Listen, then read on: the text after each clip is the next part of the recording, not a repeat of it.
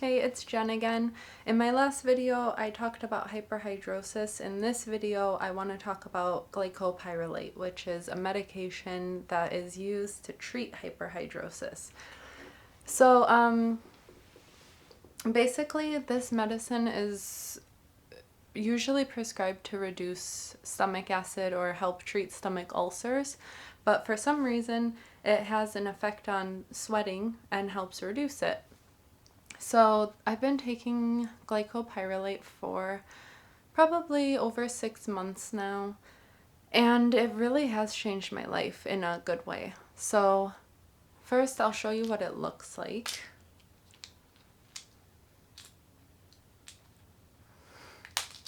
It looks like this. Let me see. Can I show it? Sorry about my chipped nail polish. So it's a tiny little white pill, and the way I do it is I take it in the morning and I take it at night. And everyone's different. You should work with your dermatologist to find out how often to take it, when to take it, how much to take it. So everyone's different. For me, I take 1 milligram in the morning, 1 milligram in the evening for 2 milligrams total. And it seems to work pretty well. Some days I still sweat, and I can't expect it to be perfect, but most days I can be relatively dry. Like right now, I'm completely dry, and normally being like on camera or doing something like this would make me start sweating, so it does work. And I wanted to go over some of the ways, like recommendations I have for taking the medicine so it's the most effective, and also some of the side effects. So first, they didn't tell me this. I kind of had to figure it out, and thankfully the Reddit subforum for hyperhidrosis has been so helpful, like through this whole journey, not only learning about other people who struggle with hyperhidrosis, but also figuring out different treatments and recommendations for this particular medication. So basically what I do is in the morning, I take it at 8:25, and you can take it whatever time suits you, but I don't eat before I take the medicine, and then I wait 1 hour until after I take the medicine to eat, because food being in your stomach reduces the effectiveness of this medicine. So I try to take it, as I try to wait to eat for as long as possible, really. But sometimes I get hungry, so I just wait the hour, but at least 1 hour you should wait to eat after taking it. And then at nighttime, it's kind of tricky because it's dinner time and I go to sleep early, and I take the medicine at 8:25 p.m. So they say, according to some websites and Reddit, to wait 2 hours after a meal before you take it. So I eat dinner at like 6:30 at the latest, and then I take my pill at 8:25 or so. Sometimes I do have to eat dinner later, and I do notice the medicine doesn't work as well if I, take it too soon after eating. So that's kind of the biggest struggle, is waiting to eat. And it's kind of funny because the intermittent fasting is such a big trend right now, and I kind of have to intermittent fast unwillingly because of my medicine. So it's a little silly. I can, give people recommendations who are trying intermittent fasting because I've had to do it for a while now, not by my own choice. So yeah, waiting to eat. So don't take glycopyrrolate until 2 hours after a meal, and don't eat until 1 hour after you take the medicine. You'll have much better results with the effectiveness of the pill. Another thing, a big side effect of this medicine that I was told about was everything's gonna be dry. So not only does it dry out your sweat glands on your hands, your feet, your groin, armpits, back, head, face, chest, wherever you're sweating excessively. It also dries out your eyes, your sinuses, your ears, nose, mouth, throat, tongue, even your bowels. So to start, the biggest side effect I've noticed is I feel dehydrated.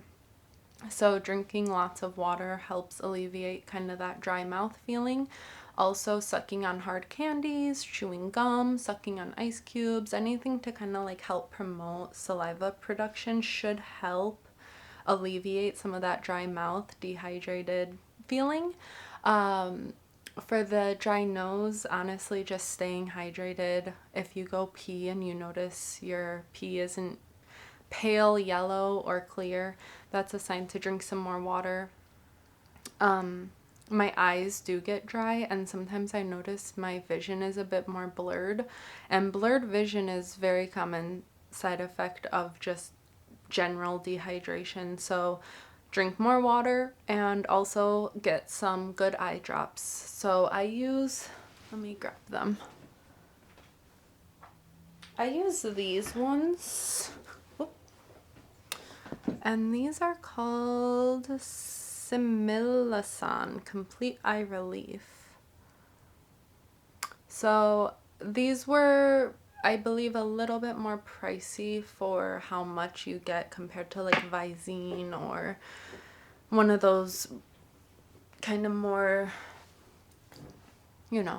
typical eye drops. But I find they work pretty well, and it does help alleviate some of that itchiness and blurred vision that I experience because of the medicine. What else? So constipation. A lot of people experience constipation because it's drying out your bowels, and to have regular bowel movements, you need to have adequate fluid intake. So, of course, drinking water. I can't stress that enough to you guys. If you take this medicine, to drink plenty of water. Even if you don't and you suffer from hyperhidrosis, you're going to get more dehydrated than the average person. So always drink plenty of fluids and stay hydrated. Pay attention to your body.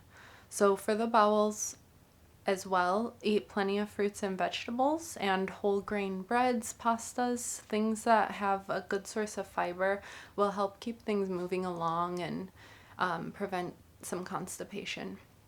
So, like if you're the type who likes to snack, instead of reaching for something salty like Cheetos or potato chips, go for carrot sticks with ranch dressing or sliced up bell pepper with hummus, something that's just a little bit more fibrous. And drink plenty of fluids, of course, with that. Another side effect that I've noticed that I just want to touch on again, I did mention it, is the blurred vision. So when I first took this, I read all the side effects and I figured out like, okay, what can I have on hand if this side effect occurs to minimize its intrusiveness. And the blurred vision, I guess I forgot about it or something, but I was experiencing like such bad blurred vision. It was actually making me uncomfortable, and I still experience it, but it's less sweating or blurry vision. Which one am I going to take? Personally, less sweating is preferable, and I'd rather deal with a bit of blurred vision. But I do notice like when I drive and stuff, it can be a little bit, you don't want to be driving if your vision's not 100%. So I try to minimize it to very short drives, drink plenty of fluid to prevent a lot of blurred vision, eye drops, and then just be careful. And if it's becoming too cumbersome to drive because of that side effect, definitely pull over and wait until you either feel up to driving again or call somebody to come help you, because you don't want to risk your life or other drivers' life just because you need to get somewhere. It's just not worth it. And then I don't know if I said the last thing, but this is, I think, the last thing. One of the possible issues with this pill is it can lead to some memory issues down the line, I've read. And I do notice my memory seems a bit worse than it used to. And I used to pride myself on my memory. Honestly, I did. I remembered every little detail, everyone's name. Now my memory is just a lot more foggy. I can't remember things as well as I used to. But for me, these side effects are worth experiencing to have some relief from hyperhidrosis. They really are. And there are other treatment options available. There's Botox injections, surgeries. There's another one, I forget the name of it, but you basically like put the area you're trying to treat into this water that has a low current electricity running through it. And I've heard great things about that too. There's also a topical version of glycopyrrolate, which I've heard a lot of people have great luck with. And that's something that I've even thought about trying when the pill isn't really like cutting it or something. It just like, I'm kind of looking for something to supplement the pill because it's not always perfect. Although it has improved my life drastically and amazingly, I still have those days where it just doesn't seem to be working for whatever reason. And as a female, this is kind of TMI, but I figure this video is about my experience with the medication. I do notice when I'm menstruating that the pill doesn't seem to have like much effect at all. Like I'll just be sweating bullets as if I wasn't taking anything, and that's just something I have to deal with and continue using some of my old techniques to make the experience a little less crappy. And I think I will make a video of little tips and tricks on living day to day with hyperhidrosis in another time. But this video, I hope someone found it useful, and if you're able to, and the glycopyrrolate sounds like a option you want to try for yourself, definitely meet with your doctor, go to the dermatologist, mention it. They'll let you know if it's right for you, and they'll work with you to kind of figure out what needs to be done to manage your hyperhidrosis. And even if it's a different treatment option, working with somebody who understands and who's willing to try to help minimize this disease impact on your life, definitely go for it. And I know it's hard to, it took me for so long to just work up the courage to actually sit down with a doctor and rehash out kind of my experience. I think I even started crying during my doctor's appointment because I was so embarrassed. But it's worth it in the end. And like I said in the last video too, if you meet with a doctor and they brush you off or they give you something that's not working for you, go to another doctor, go back and stand up for yourself, because nobody should have to deal with this. And I had never heard about glycopyrrolate before through all my years. I think you have to be an adult, by the way, 18 or older, to get this pill in most cases. But I had never heard about it until I went on Reddit and my husband found it and everything. I had no idea it even existed. And I'm always saying there needs to be like commercials, billboards, everything to like bring awareness to the fact that there is a medicine that people like us can take that helps minimize the impact of this disease on our life. Once again, remember you're not alone. I'm here. Leave me a comment if you want to talk. I've dealt with it forever, and I totally sympathize with how bad it is. I really do. So sorry this video is not like perfect.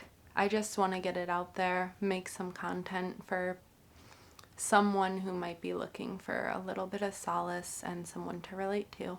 So like and subscribe. Thank you very much for watching. See you soon.